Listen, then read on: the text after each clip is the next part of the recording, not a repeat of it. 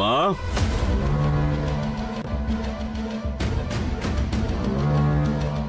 ও মা, কিছু রান্না করেছো? করেছি তো। রুটি করে রেখেছি, ভাত করব নাকি?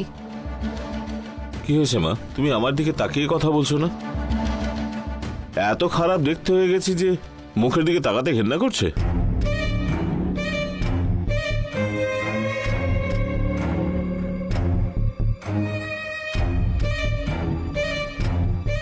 দেখো, তুমি যাই করো না কেন, এই আংটি বারবার ঘুরে ফিরে আমার কাছেই আসছে।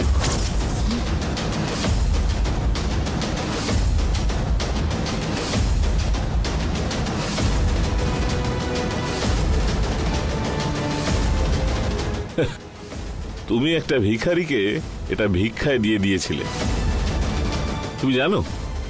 সে আবার আমার কাছে বিক্রি করতে এসেছে। ভালো হয়েছে যে ও এটার দাম জানে না। 50 টাকা চেয়েছিল, আমি ওকে ইচ্ছে করে 100 টাকা দিয়ে দিলাম। ঠিক আছে, আমি এখন গিয়ে স্নানটা করে আসি, তুমি বরং খাবার বাড়ো।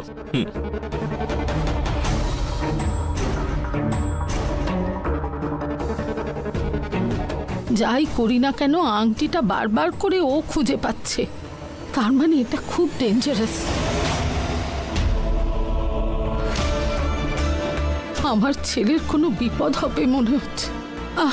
হে ভগবান, আমার ছেলেটাকে রক্ষা করো। আমার ছেলেটার যেন কোনো ক্ষতি না হয়।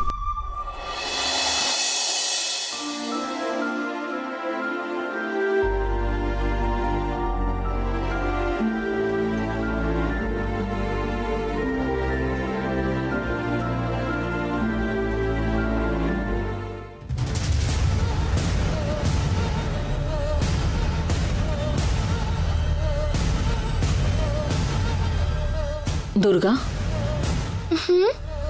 সকালে ড্রাইভার আঙ্কেল যখন যাচ্ছিল তুই ওই কথাটা হঠাৎ কেন বললি যে ও এখন যাচ্ছে, এরপর আর কোনোদিন ফিরে আসবে না? তুই কি করে জানলি যে ও তখন বেরোচ্ছে আর কোনোদিন ফিরবে না? জানি না মা, মনে হলো তাই বললাম। দুর্গা, একদম মিথ্যে বলবি না। কোনোভাবে এসব জানতে পারছিস আগে থেকে? এইসবের পেছনে কে আছে? দেখ, তুই কিন্তু সত্যি কথা বলছিস না, সত্যিটা বল। এইসব কি করে জানতে পারছিস তুই? না বললে কিন্তু বেধড়ক মারবো। ছোটখাটো বিষয় তুই বললি ঠিক আছে, কিন্তু এখন এরকম মারা যাওয়ার মতো বিষয়গুলো আগে থেকে বলছিস কি করে? ও যে সকালে গেছে সত্যি আর ফিরে আসেনি, রাস্তায় অ্যাক্সিডেন্ট হয়ে মারা গেছে ও আজ।